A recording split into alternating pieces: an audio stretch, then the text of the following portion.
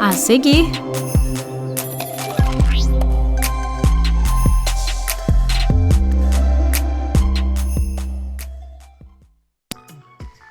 verão, calor, viagens. Com a estação mais quente do ano, aparecem também as promessas de emagrecimento rápido.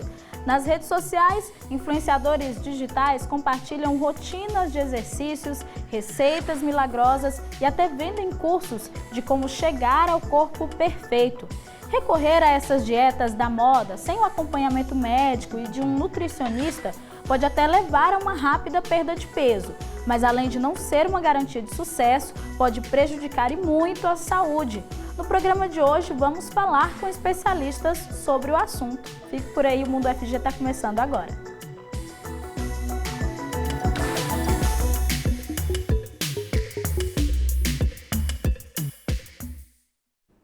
Olá para você que acompanha a gente na TV e um oi especial também para os ouvintes da Rádio Universitária 870 AM.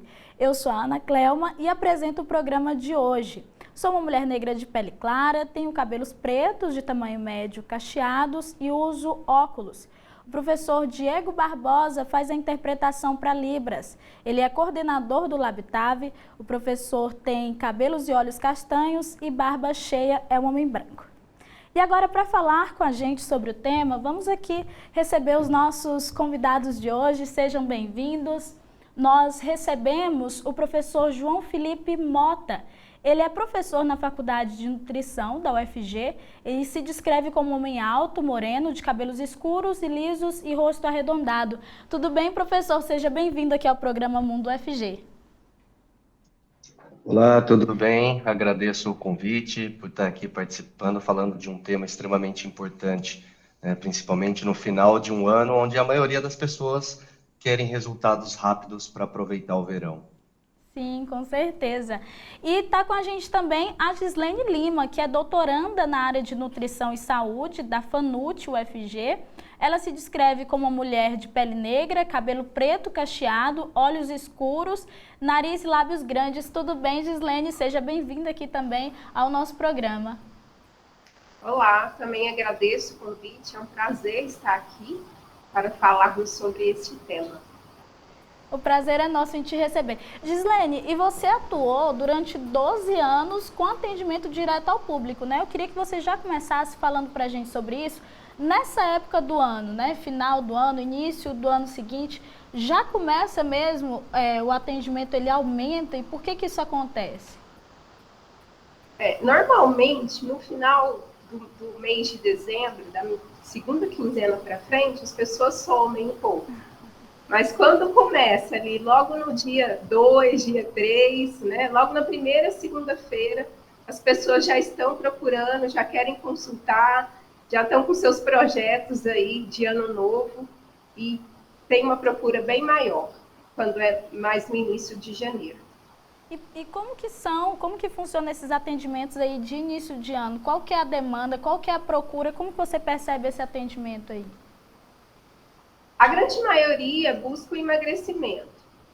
Sempre assim, a gente vê que as pessoas, quando iniciam o ano, elas tinham metas, às vezes, no ano anterior para perder peso, não conseguiram, e aí já iniciam o ano com essas metas de redução de peso, de emagrecimento. Alguns, às vezes, querem melhora da composição corporal, quer ganhar massa muscular, mas, no geral, a procura assim, que eu vejo maior é para o emagrecimento. E, professor, já que a gente está falando aqui de dietas mirabolantes, né? Eu já queria que você começasse falando para a gente dos riscos desse tipo de alimentação, que não é uma alimentação muitas vezes saudável, né? Que muito restritivas. Fala para a gente quais são os riscos desse tipo de alimentação. Essas dietas não são balanceadas, ou seja, elas não vão fornecer as quantidades suficientes tanto de vitaminas, de minerais, de macronutrientes ou compostos bioativos que são necessários para uma boa vida, né, um bem-estar, né, para o nosso organismo funcionar adequadamente. Consequentemente, isso pode trazer deficiências nutricionais, né, os resultados não serão positivos, visto que a restrição muito severa, ela normalmente o que ela ocasiona é uma perda de massa muscular, não é a perda de gordura corporal, como a maioria das pessoas almejam ao procurar o profissional nutricionista. Uhum. E, professora, em contrapartida, o que é uma alimentação saudável? Essa resposta, ela é a mesma para todo mundo, para todo tipo de corpo? Então, cada caso vai ser um caso, porque muitas vezes também, quando as pessoas estão buscando emagrecimento, elas têm alguma doença também que querem tratar. Às vezes vem com uma obesidade, além da obesidade, com diabetes, com a pressão alta. Então a gente precisa, a dislipidemia, né, que é o colesterol alto. Então a gente precisa também tratar outras coisas, quando a pessoa vem junto com a patologia. Mas, no geral, a gente precisa ter um balanceamento mesmo de macro e de micronutrientes. Às vezes se faz uma restrição de alguns dos macronutrientes, né, que são carboidratos, proteína, lipídios, e isso pode ser muito prejudicial. Então, cada caso é um caso. A gente vai avaliar isso, né, para cada pessoa, o que seria o ideal, mas a gente sempre busca tratar essas pessoas com uma alimentação balanceada em que cada um desses nutrientes estão na quantidade exata, ideal para uma boa saúde e para que a gente possa também ajudar essa pessoa a atingir os seus objetivos. Professor, quando a pessoa começa a seguir ali uma dieta que é muito restritiva, né, começa a fazer mal à saúde, quais sinais que é possível começar a perceber que não está fazendo bem? Quais são os sinais, sintomas, para ligar ali o alerta vermelho?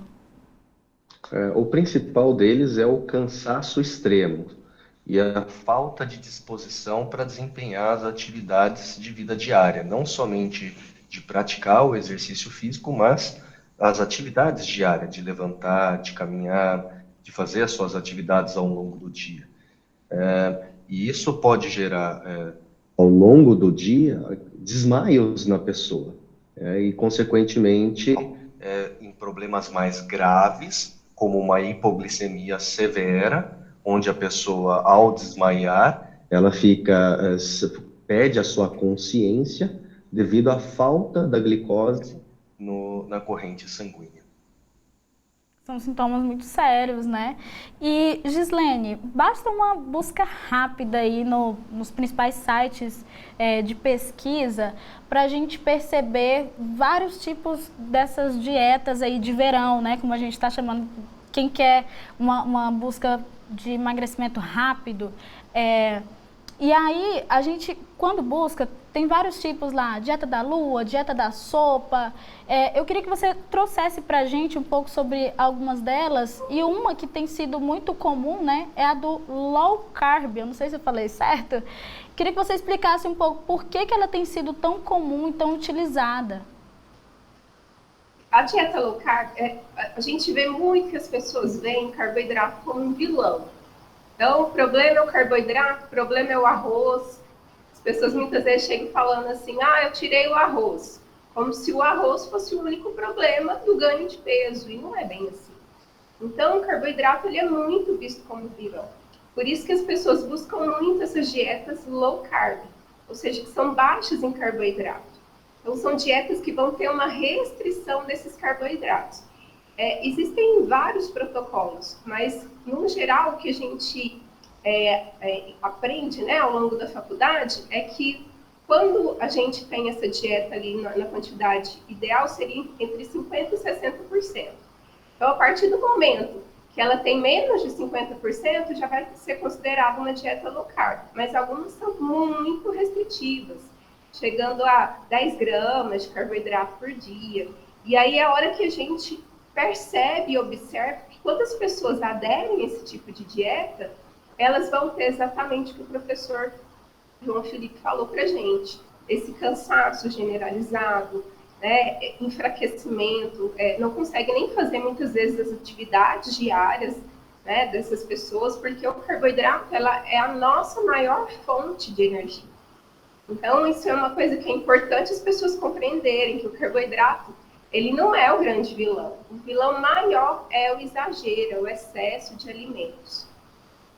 Professor, algo que a Gislene comentou aqui, né, de quem muitas vezes vai lá e dá dicas desse tipo de dieta, né? Com o advento da internet, muita gente vai dar esse tipo de dica e tal, sendo que não são profissionais, às vezes não tem qualificação para poder receitar essa ou aquela dieta. Como que você vê essa questão, né? Quais são os limites de atuação dessas pessoas, ao seu ver? A primeira questão que eu acho que tem que ficar claro para as pessoas é que a dieta ela deve ser personalizada, a dieta deve ser individualizada. Não é que aquele plano alimentar que a pessoa realizou e alcançou o seu objetivo, ele não vai funcionar para você. Foi especificamente para ela, porque são várias variáveis que a gente leva em consideração ao se calcular, ao se planejar o hábito alimentar para a pessoa, né?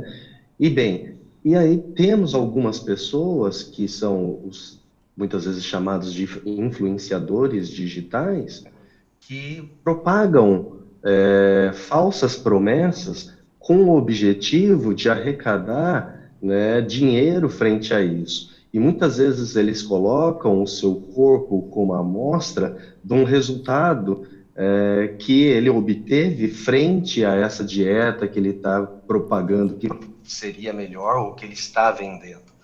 E muitas vezes a gente acaba observando que, ao longo do tempo, que essas pessoas falaram mentiras, né? Visto que usaram muitas vezes hormônios, né? Então não foi o efeito da dieta, foi o efeito de uma terapia hormonal, né, que ela utilizou. E fora isso, é o hábito de vida da pessoa. Cada um tem o seu hábito de vida. E por isso que a alimentação ela tem que ser pensada de forma individualizada. E dependendo, muitas vezes, do sexo da pessoa, muitas vezes dependendo também do ambiente onde ela vive, dos horários de atividades que ela desenvolve e se realiza no dia, tudo isso tem que ser muito bem planejado para que o resultado seja efetivo.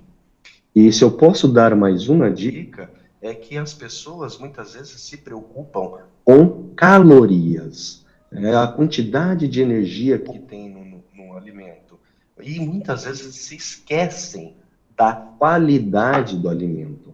A qualidade da sua alimentação é extremamente importante para os objetivos como saúde, que é o que deveria ser o principal, e assim como também todos os outros objetivos que a pessoa possa vir a ter, desde ganhar massa muscular até mesmo perder gordura corporal.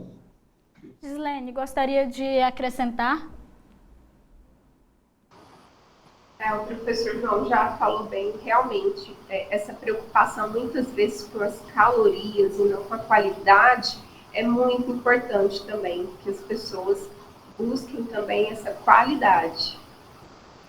Certo. Gislene, a gente fala também bastante sobre a questão do acompanhamento de um profissional, né? Mas muita gente não tem, às vezes, condições financeiras mesmo, né? De ter um acompanhamento ali profissional. Como que você vê essa questão? Você também já teve aí essa parte aí de trabalhar com saúde pública, né? Como que é feito esse atendimento aí no âmbito da saúde pública? Existem, no serviço público, existem também esses atendimentos. Às vezes, isso vai depender muito, né, de cidade para cidade, pode ser em grupo, pode ser individualizado. Quando eu trabalhei com saúde pública, a gente fazia atendimento em grupo e aqueles que precisavam de um atendimento individualizado, né, para que a gente fizesse um planejamento alimentar, para que a pessoa conseguisse atingir melhor os seus objetivos, a gente também fazia esse atendimento individualizado. Eu penso que hoje em dia, assim, não tem mais tanto essa desculpa. Existem as clínicas populares, com consultas a valores né, mais em conta, o serviço público oferece isso, às vezes oferece um profissional com desconto. Então, se a pessoa estiver buscando realmente um atendimento individualizado para garantir que ela vai ter uma alimentação saudável, equilibrada e correr, né, fugir dessas dietas da moda no geral e restritivas, ela consegue hoje também. E, João, você falou um pouco sobre alimentação saudável, prazerosa, né? Eu queria que você falasse um pouco mais sobre isso. Porque essas dietas restritivas, às vezes acontece isso, a pessoa deixa de comer muita coisa, mas aí chega, por exemplo, final do ano, Natal, Ano Novo, e aí quer ali descontar tudo, né, que deixou de comer. Mas como que a gente pode equilibrar isso e ter uma alimentação saudável e prazerosa, principalmente?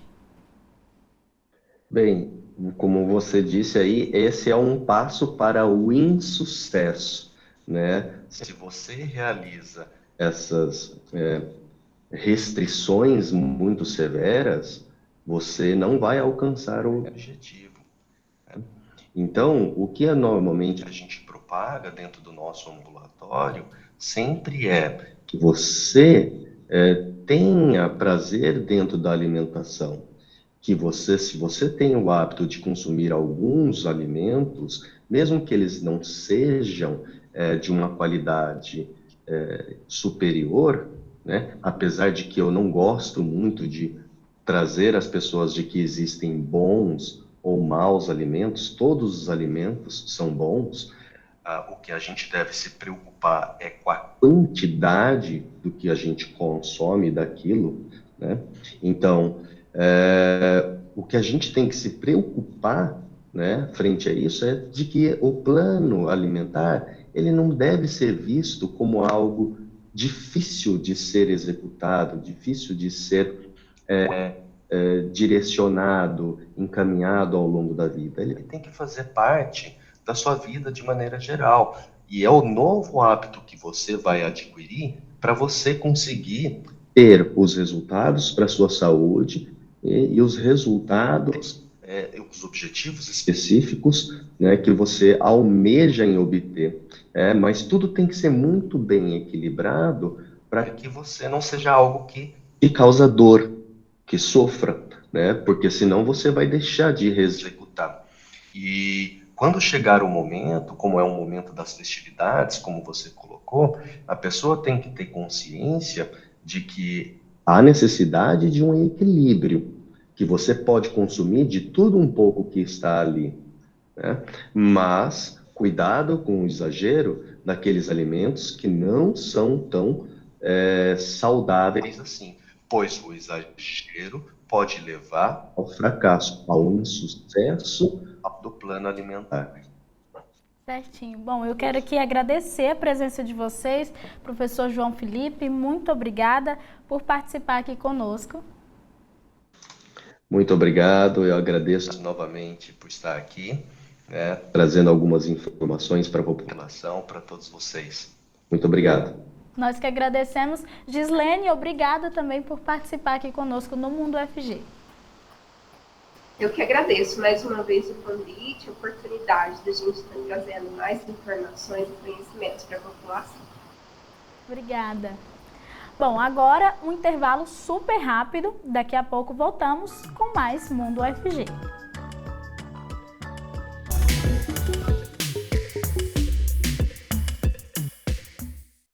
Uma história construída por mãos que cuidam e ensinam só poderia resultar em atenção e conhecimento para toda a população. A Fundação de Apoio ao Hospital das Clínicas, Fundac, desenvolve desde 1998 um trabalho de excelência que garantiu a manutenção e prestação de serviços no Hospital das Clínicas em momentos importantes da história do HC. Hoje, por meio do corpo de profissionais competentes, a Fundação gere unidades municipais de Goiânia e também estaduais, voltadas para os usuários do Sistema Único de Saúde, o SUS. todas elas consideradas de ponta pelos usuários. Além disso, a Fundac realiza a cogestão e também o incentivo e financiamento de pesquisas, atividades de extensão e ensino, junto aos professores, técnicos administrativos e alunos dos mais variados cursos da área da saúde da Universidade Federal de Goiás. O trabalho da Fundação é baseado em 4 pilares: transparência da gestão, total comprometimento com a qualidade dos serviços assistenciais, otimização de custos,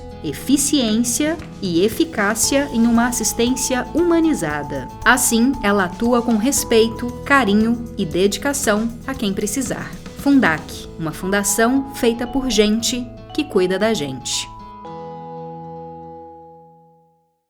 Nenhuma descoberta humana começa sem pesquisa. É ela que faz a sociedade crescer e caminhar, que encontra soluções, promove a evolução de um país, melhora a qualidade de vida das pessoas e garante o futuro.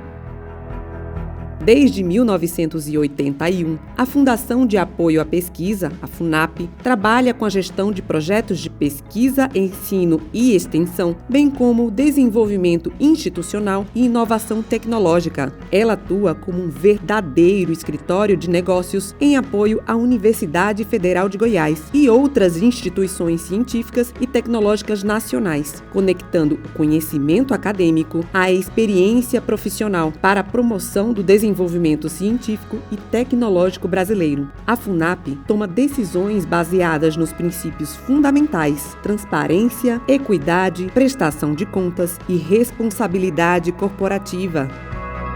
Traga seu projeto para a Fundação. Acesse o site funap.org.br ou entre em contato pelo telefone 3216-7300. FUNAP, porque grandes ideias precisam de apoio.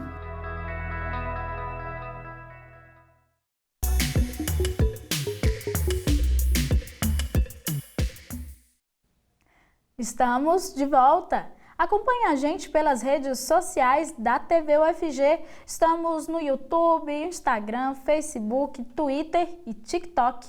Por lá você pode interagir com a gente. Curta, comente, compartilhe o nosso conteúdo. E agora nós vamos receber os nossos convidados de hoje para continuar falando sobre os riscos de dietas restritivas e exercícios mirabolantes. Nós recebemos aqui o Tadeu Batista, ele é pesquisador da UFG e professor de Educação Física na Universidade Federal do Rio Grande do Norte. Ele se descreve como um homem branco, tem cabelos grisalhos, curtos e usa óculos. Tudo bem, professor? Seja bem-vindo. Olá, Ana Cléo, olá a todos os espectadores. É um prazer poder estar aqui mais uma vez com vocês. O prazer é nosso. E nós recebemos também a Juliana Carneiro. Ela é professora da Faculdade de Educação Física e Dança da UFG e se descreve como uma mulher branca, de cabelos pretos, lisos, abaixo dos ombros. Tudo bem, professora? Seja bem-vinda ao nosso programa. Olá a todos e todas. Bom dia, Ana. Bom dia. Tadeu, eu vou começar com você, porque a gente estava falando das dietas, né, que ali nas redes sociais são muito comuns, a gente vê falando, mas também tem os exercícios, né, aqueles do tipo, faça você mesmo, que utilizam ali elementos que a gente tem em casa, um pacote de feijão, cabo de vassoura. Esse tipo de exercício, ele é recomendável? Ou existe algum tipo de risco você utilizar esse tipo de elemento, assim? Bom, Ana, isso vai variar um pouco.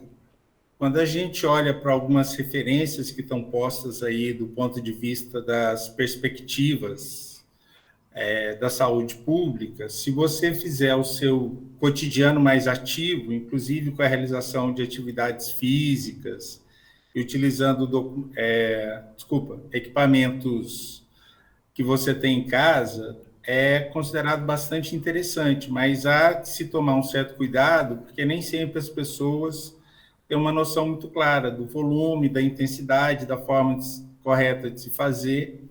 E em algumas dessas situações, isso pode acabar gerando mais prejuízos do que benefícios à saúde de uma forma geral, principalmente a saúde orgânica, né, a saúde do próprio corpo. e isso pode acabar, muitas vezes, levando a problemas mais sérios, que vão precisar de mais tempo para serem resolvidos do que, às vezes, você poder fazer isso em casa. E, Juliana, qual que é a importância, então, de um acompanhamento profissional também no momento de fazer praticar atividade física ou até iniciar, né, a prática da atividade física? Sim, a orientação é essencial. E eu vejo duas questões que têm acontecido muito, e principalmente nessa época de final de ano, que as pessoas procuram mais as dietas, procuram mais os exercícios.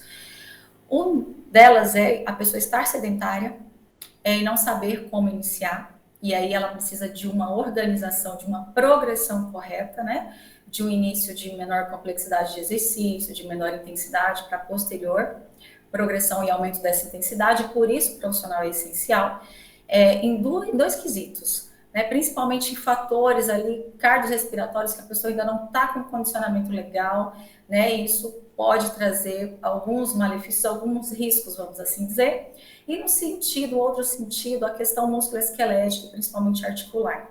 A pessoa não está preparada, não sabe executar, e ela pode aí não fazer corretamente, nem na intensidade como o professor Tadeu falou, e aí ela pode ter algum risco aí aumentado, principalmente de lesão musculoesquelética, mas a orientação ela é essencial, né, para conseguir atingir os objetivos, mesmo que seja somente para a saúde física ali, né, no primeiro momento, né, e depois atingir posteriormente a regularidade desse exercício, né, a frequência, que é o que vai dar aí os grandes benefícios do exercício. Então é necessário sim um profissional adequado acompanhando, um profissional de educação física de preferência.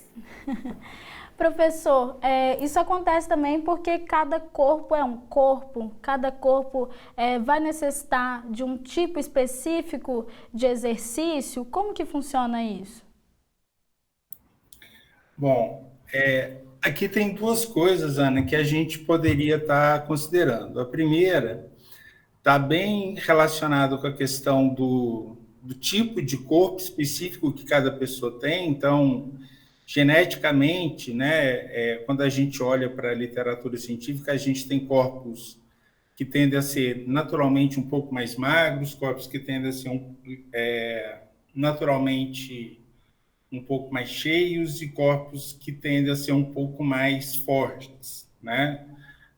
Que são os corpos ectomorfos, endomorfos e mesomorfos. E aí pode ser que, de acordo com o objetivo de cada pessoa, a gente realmente tenha algumas características específicas para cada tipo de exercício, para cada tipo de corpo. Porém, a gente tem que levar em consideração, talvez não apenas um processo de padronização corporal, mas a gente tem que levar em consideração também as características de cada uma, as condições iniciais que essas pessoas apresentam, os objetivos que ela tem. Porque, afinal de contas, a prática corporal, né, e as atividades físicas, elas têm que ser não só um elemento pensado do ponto de vista biológico, mas ela tem que ser pensada do ponto de vista das características e dos interesses de cada pessoa dentro do seu processo, dentro do seu contexto, principalmente do seu contexto do ponto de vista cultural, né? Então, as práticas corporais elas têm que ser muito mais amplas do que apenas voltadas para a questão do exercício. Mas, de qualquer forma, né, como a Juliana falou, e aí eu concordo com ela, é importante que para que você tenha essas informações, que primeiro você tenha um contato com um profissional adequado, né? E aí, do ponto de vista da realização das atividades físicas e das práticas corporais, o profissional de educação física, o professor de educação física é o profissional mais adequado, principalmente nesse início de atividade aí. Juliana, antes a gente podia perceber que as revistas, né, principalmente aqui, ditavam esses corpos, digamos, ideais, dietas, exercícios que teriam que ser feitos para chegar, então, a esse corpo. Hoje a gente vê que são as redes sociais, né, que tem mais aí essa presença no nosso cotidiano. Como que você percebe que isso foi acontecendo e o que isso trouxe de novo? A gente não pode negar que a internet tem grandes benefícios, mas infelizmente algumas vezes, né, a gente tem alguns malefícios, né?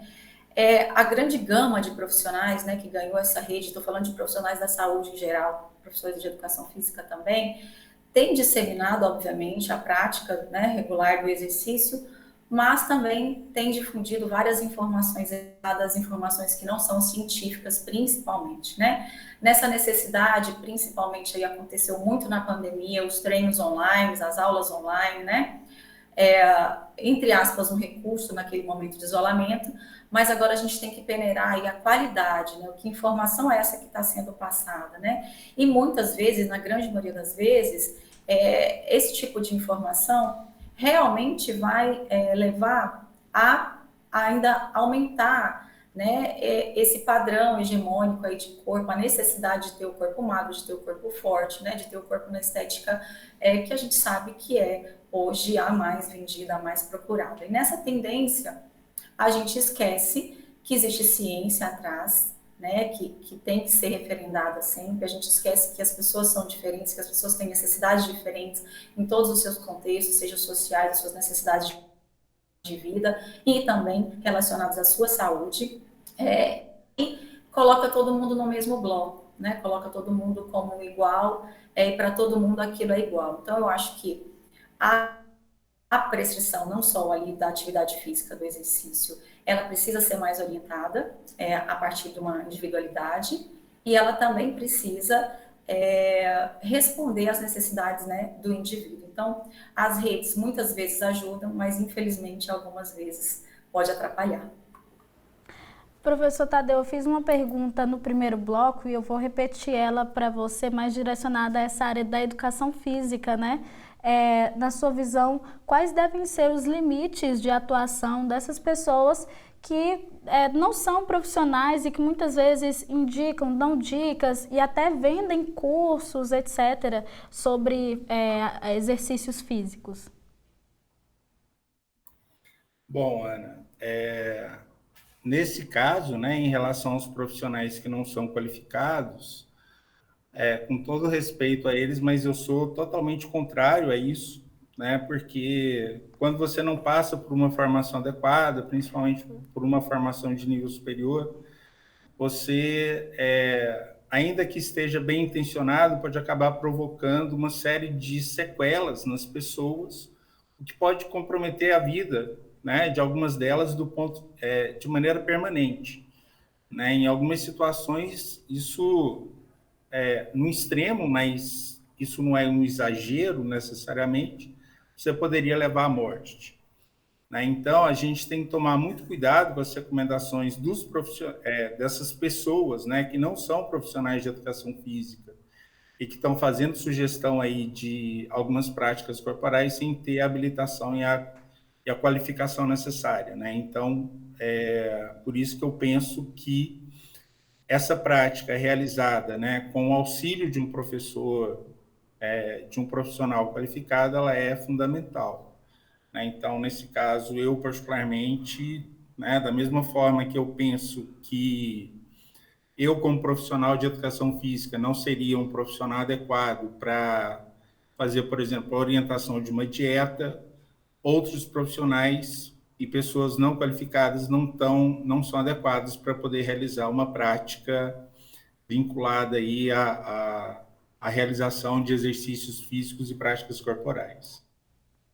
Juliana, tem crescido na internet também alguns movimentos, como o movimento Corpo Livre, Corpo Real, né, como são chamados, que buscam, um dos objetivos, né, elevar a autoestima das pessoas. E uma das falas, né, desse tipo de movimento para você fazer exercício por se amar e não por odiar o seu corpo, né? Como que você vê esse tipo de movimento na internet, né, que vem em contrapartida a esses outros, de busca por emagrecimento rápido, enfim? Eu acho importantíssimo, porque incluir as diferenças é o que a gente mais precisa nesse momento que a gente está vivendo aí, de tanto ódio, né? Então, eu acho que é essencial. E o exercício, eu vou falar até um pouquinho da ciência, ele já tem mostrado trazer tantos benefícios, não só, né, a saúde orgânica, mais a socialização, mais a interação, principalmente em transtornos, né, mentais também, trabalhar essas questões. Então, tem que ser também por prazer, né? A gente vê isso acontecendo o tempo todo, as pessoas procurando, principalmente agora, como eu disse, atividades para emagrecer, para ter o corpo magro, e fazem atividades aí, agora que são as atividades da moda, vamos assim dizer. O HIIT, que é um exercício intervalado de alta intensidade, fazem isso sem nenhum preparo, toma pré-treino, né, que tem estimulantes que podem aí levar a uma taquicardia, por exemplo.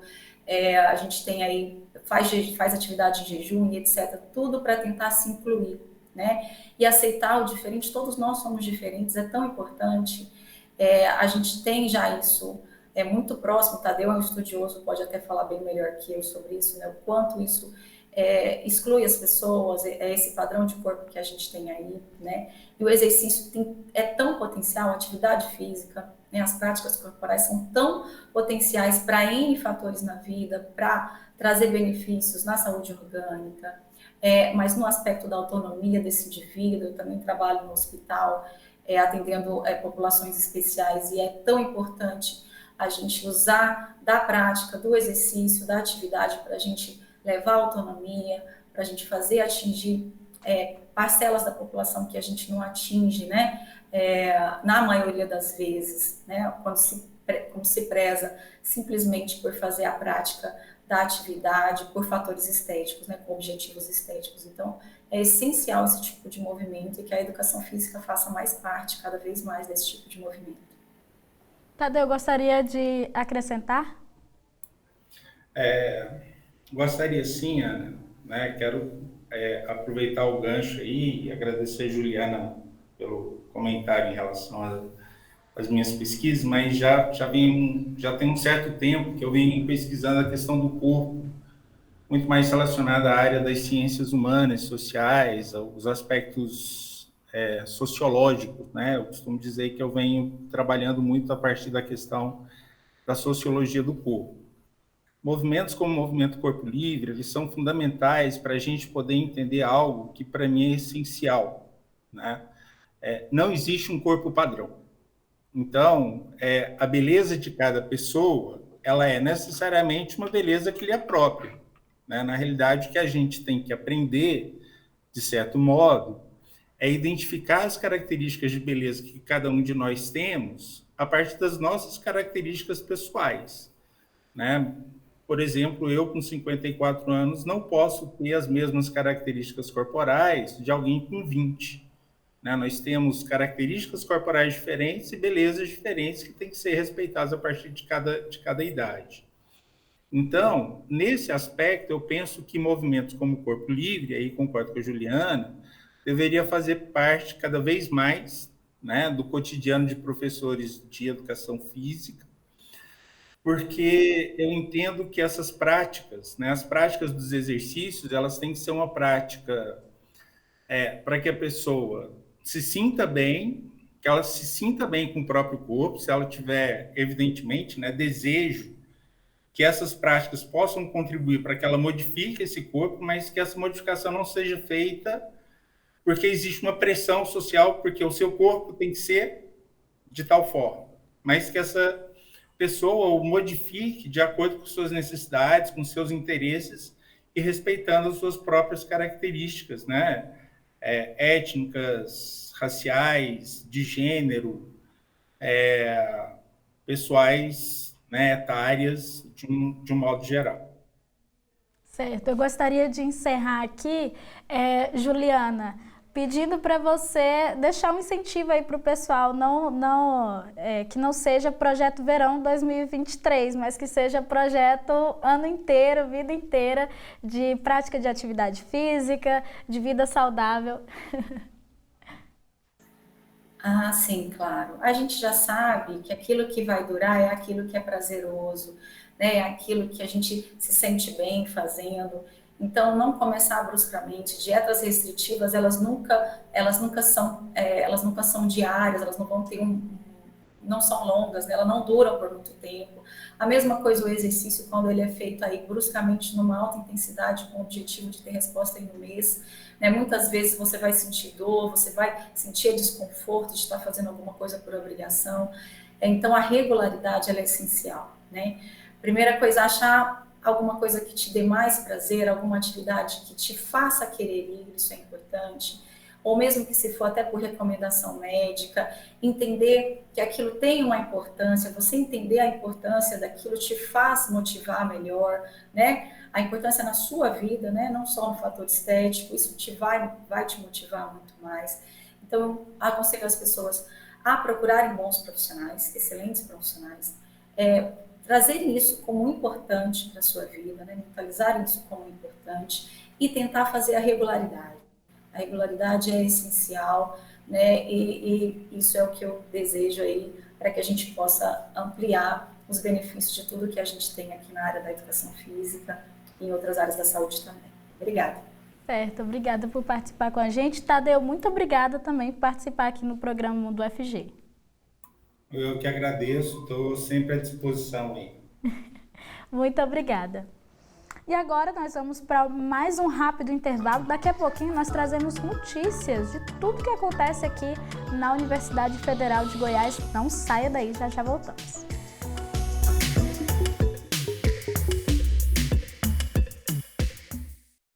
Uma história construída por mãos que cuidam e ensinam só poderia resultar em atenção e conhecimento para toda a população. A Fundação de Apoio ao Hospital das Clínicas, Fundac, desenvolve desde 1998 um trabalho de excelência que garantiu a manutenção e prestação de serviços no Hospital das Clínicas em momentos importantes da história do HC. Hoje, por meio do corpo de profissionais competentes, a Fundação gere unidades municipais de Goiânia e também estaduais, voltadas para os usuários do Sistema Único de Saúde, o SUS, todas elas consideradas de ponta pelos usuários. Além disso, a Fundac realiza a cogestão e também o incentivo e financiamento de pesquisas, atividades de extensão e ensino, junto aos professores, técnicos administrativos e alunos dos mais variados cursos da área da saúde da Universidade Federal de Goiás. O trabalho da Fundação é baseado em 4 pilares: transparência da gestão, total comprometimento com a qualidade dos serviços assistenciais, otimização de custos, eficiência e eficácia em uma assistência humanizada. Assim, ela atua com respeito, carinho e dedicação a quem precisar. Fundac, uma fundação feita por gente que cuida da gente. Nenhuma descoberta humana começa sem pesquisa. É ela que faz a sociedade crescer e caminhar, que encontra soluções, promove a evolução de um país, melhora a qualidade de vida das pessoas e garante o futuro. Desde 1981, a Fundação de Apoio à Pesquisa, a FUNAP, trabalha com a gestão de projetos de pesquisa, ensino e extensão, bem como desenvolvimento institucional e inovação tecnológica. Ela atua como um verdadeiro escritório de negócios em apoio à Universidade Federal de Goiás e outras instituições científicas e tecnológicas nacionais, conectando o conhecimento acadêmico à experiência profissional para a promoção do desenvolvimento científico e tecnológico brasileiro. A FUNAP toma decisões baseadas nos princípios fundamentais: transparência, equidade, prestação de contas e responsabilidade corporativa. Traga seu projeto para a Fundação. Acesse o site funap.org.br ou entre em contato pelo telefone 3216-7300. FUNAP, porque grandes ideias precisam de apoio.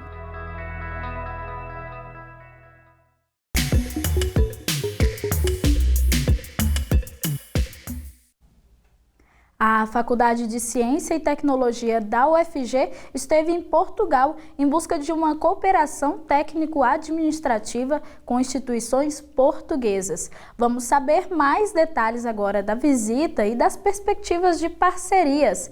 Estamos agora aqui com o diretor da unidade, o Júlio César Valandro. O professor Júlio é um homem de pele clara, olhos azuis, cabelos castanhos curtos e lisos e não usa barba. Agora sim ele está aqui.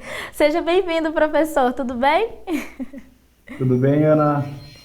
Tudo ótimo. Bom dia, boa semana a você e a todos e todas que nos assistem.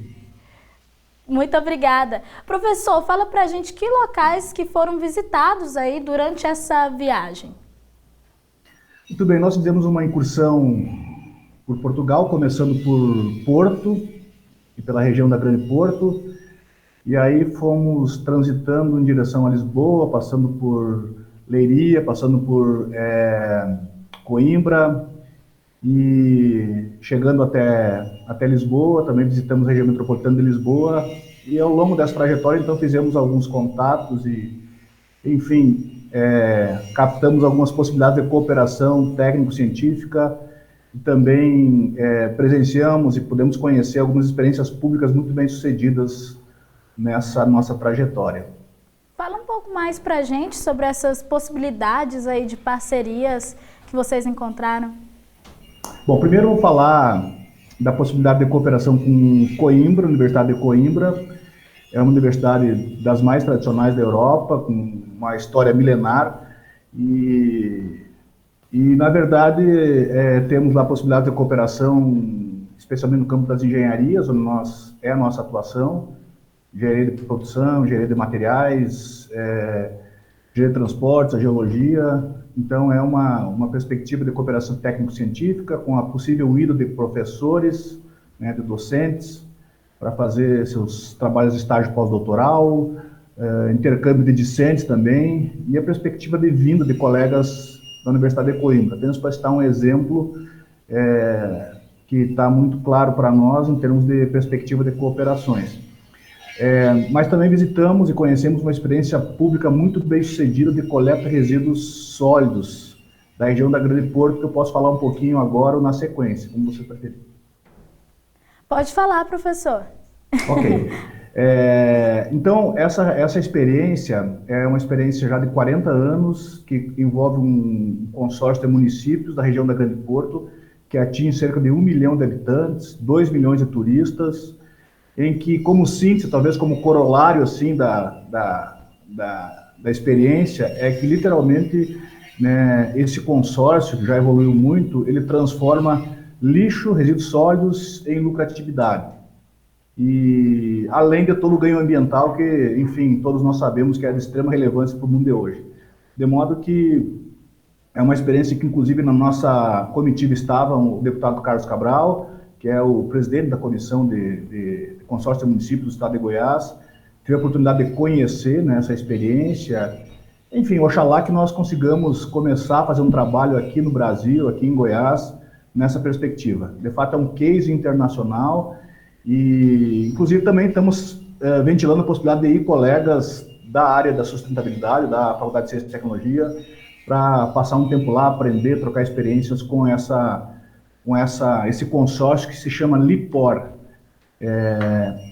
Para ter uma ideia de números, eles, enfim, operam cerca de 500 mil toneladas de lixo sólidos por ano, entre coleta e processamento, com uma lucratividade de cerca de 20 milhões de euros. Como eu falei antes, repetindo, literalmente transforma lixo em lucratividade. E, professor, quais são os próximos passos agora para essa parceria dar certo aí? Então, nós estamos estreitando as relações, né, mantemos contatos e, é claro, conversando internamente com os colegas da Faculdade de Ciência e Tecnologia e, por que não dizer, com toda a UFG também, que tiver interesse, né, para, enfim, nós fazendo o levantamento de interessados, analisar as perspectivas aí de projetos comuns. Então, agora é uma fase de, vamos dizer assim, de levantamento de expectativas, né, em relação a possíveis colegas interessados, e alguns já estão manifestando seu interesse, e aí sim avançar nas negociações, Eventualmente pode ter necessidade de criar algum convênio de cooperação, formalizar isso, outras talvez até já existam, então é só basicamente estreitar relações nesse sentido. Muito bom saber como que essa parceria aí vai se construindo, né? Às vezes a gente fica sabendo só lá na ponta, só no final, quando já está tudo feito. Muito bom. Obrigado, professor, por vir aqui explicar para a gente como que está sendo construído tudo isso. Eu que agradeço pelo espaço e estamos sempre à disposição. Muito obrigada. E agora nós vamos saber mais um pouco sobre... na verdade, a gente vai saber sobre o Parque Tecnológico da UFG, um complexo científico e tecnológico da universidade. Olá, tudo bem? O meu nome é Isabela Lima, eu sou uma jovem mulher branca com os cabelos castanhos cacheados um pouco abaixo da altura dos meus ombros.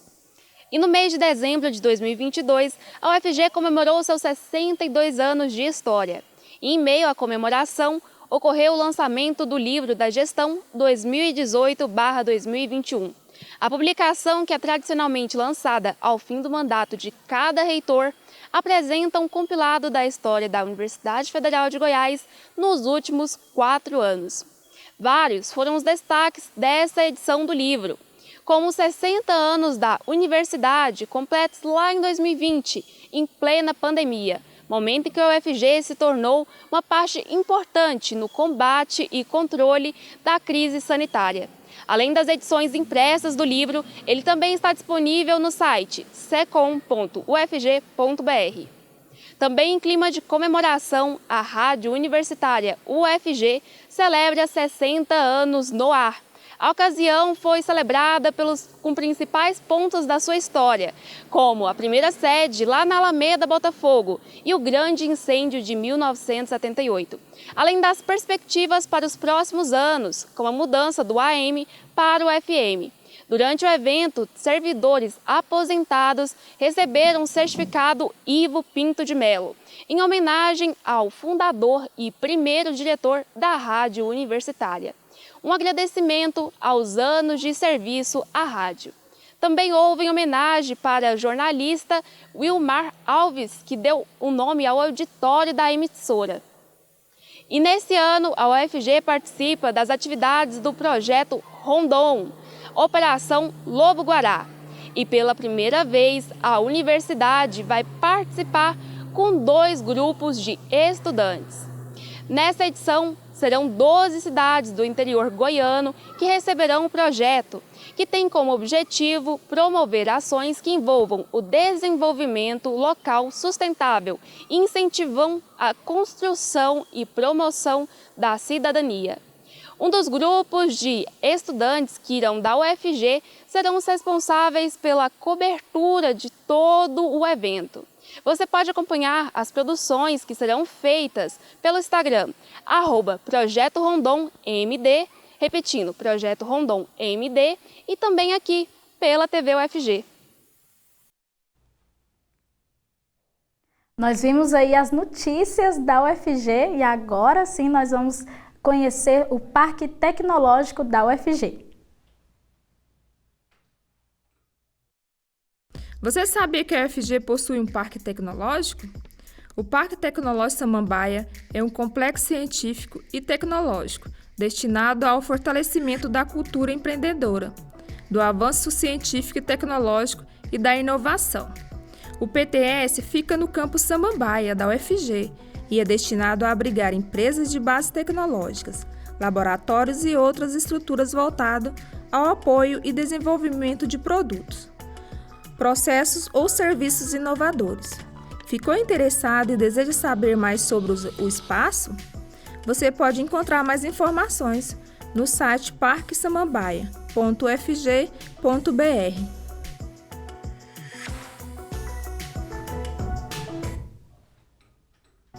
E se você quiser ver ou rever qualquer episódio do Mundo UFG, é só procurar nosso canal no YouTube. Lá a gente faz a transmissão ao vivo e deixa todos os programas disponíveis também. Se quiser sugerir alguma pauta, um assunto para a gente trazer aqui ao programa, entre em contato pelo nosso WhatsApp, é o 629-9181-1406. E aproveita, baixa nosso aplicativo. Nele você assiste a programação ao vivo e pode nos mandar mensagem. Eu fico por aqui, mas o programa Mundo UFG está aqui de segunda a sexta, sempre no início da tarde. Obrigada pela sua companhia. Até a próxima. Tchau, tchau.